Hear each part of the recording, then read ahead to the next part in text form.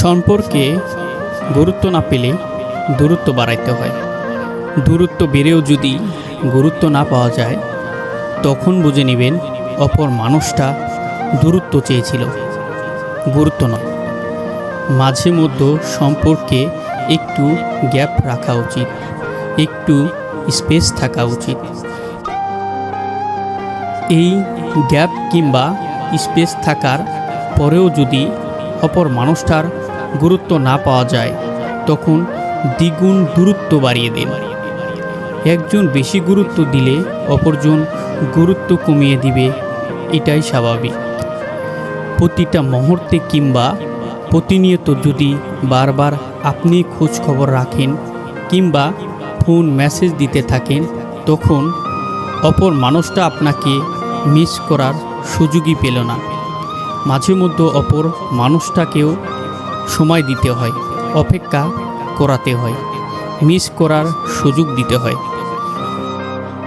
প্রতিটা সম্পর্কই একে অপরের কাছে সমান গুরুত্বপূর্ণ থাকতে হয়। একে অপরের প্রতি সম্মান, শ্রদ্ধা ও দায়িত্বশীল হতে হয়। পাগলামি থাকা ভালো, তবে অতিরিক্ত পাগলামি করা ভালো না। মাঝে মধ্যে নিজের আত্মসম্মানের প্রতি নজর দিতে হয়। মনে রাখবেন, যে কোনো সম্পর্কই অতিরিক্ত সিরিয়াসলি নেবেন না, হালকার উপর ছেড়ে দিন। ধীরে ধীরে সম্পর্কের বয়স বাড়ার সাথে সাথে একে অপরের গুরুত্বটাও বুঝতে পারবেন। অতি উৎসাহিত কিংবা অতিরিক্ত শো অফ করতে যাবেন না। প্রাইভেসি বজায় রাখতে শিখুন।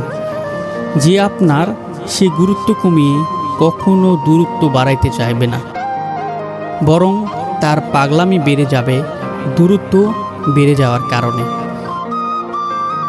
যে পাগলামি শুরু করে দিবে তাকে বিশ্বস্ততার সাথে কাছে টেনে নিন, আর যার কোনো প্রতিক্রিয়া নেই তার থেকে দূরে সরে আসুন। তাই মাঝে মধ্যে নিজের মনকে স্থির রাখতে শিখুন। সম্পর্ক গড়ার আগে পাগলামি বেশি করলে সম্পর্ক হয়ে যাবার পর পাগলামি থেকে পার্সোনালিটির প্রতি মনোযোগ দিতে হয়। মনে রাখবেন, স্ট্রং ব্যক্তিত্ব সম্পন্ন মানুষের প্রতি মানুষের বরাবরই আকৃষ্ট থাকে।